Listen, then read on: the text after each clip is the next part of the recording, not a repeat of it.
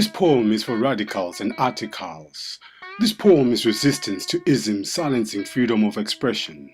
This poem is not for Cambridge and Oxford dance, but you can wheel and pull it up in the dance. This poem is fusion, confusion. This poem is jazz, makes you want to shake your ass. This poem is not about rhyme, it has no style, but it's making you toe the line. This poem is for those who love poetry with an arse that stinks like theirs. You won't find this in the nation's favorite anthology, or will it be recited at the Royal Albert? This poem will not get an ovation at the next Poetry Slam. This poem is for black boys with tummies peeping out of tattered shirts, sleeping under cardboard sheets on the street, and mothers who love through pain, and urban girls who've peeled their skin because the sky rained napalm. This poem is not new. It's not original. This poem is irrational. It has no sense. This poem is all the dreams I wrote as a child, sitting under a mango tree, watching bums on the corner with melody in their feet, and poetry in their hands, and voices that made the night dance. This poem is to be heard and not shy of being read. This poem has no hook. This poem will juke your blood clot if you get it vexed.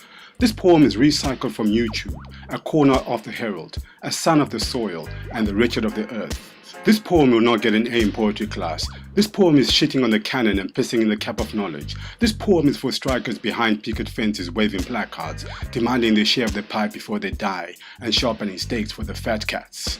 This poem is anti-guns. This poem is against black on black crime. This poem has the enemy in its sights.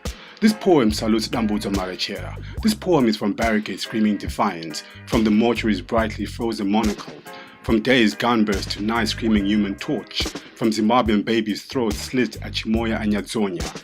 This poem is not written from the rhyme and reason of England, nor American chants that start up bullets against Somalis, nor the fucking post-colonial trying to post-colonize our voices. This poem rapes pentameter and pent-up anger. This poem hails Mutabaruka, Linton Kwesi Johnson, Hugh Scott Heron, Benjamin Zephaniah, and others in the struggle. This poem salutes Sankara, Lumumba, Biko, Garvey, and African sons and daughters who fought and died for past and present causes.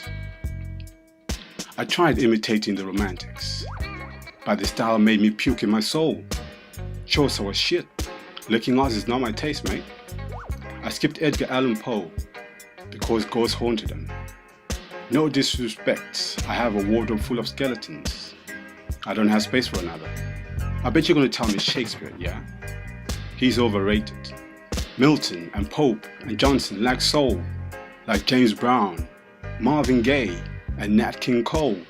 Man, this poem was made for blues, jazz, calypso, reggae, and hip-hop. This poem is carnival. This poem is for those fighting for survival. This poem lacks fucking style, so I call it the talking style. This poem is black consciousness. This poem is connecting dots between Africa and the diaspora. This poem is not screaming quietly, because I know you want to hear how to forge a breastplate against them. This poem is turning cartwheels in your mind and you want it to stop. But when you're tucked up in your bed tonight, this poem will keep ringing in your head, in your head, in your head.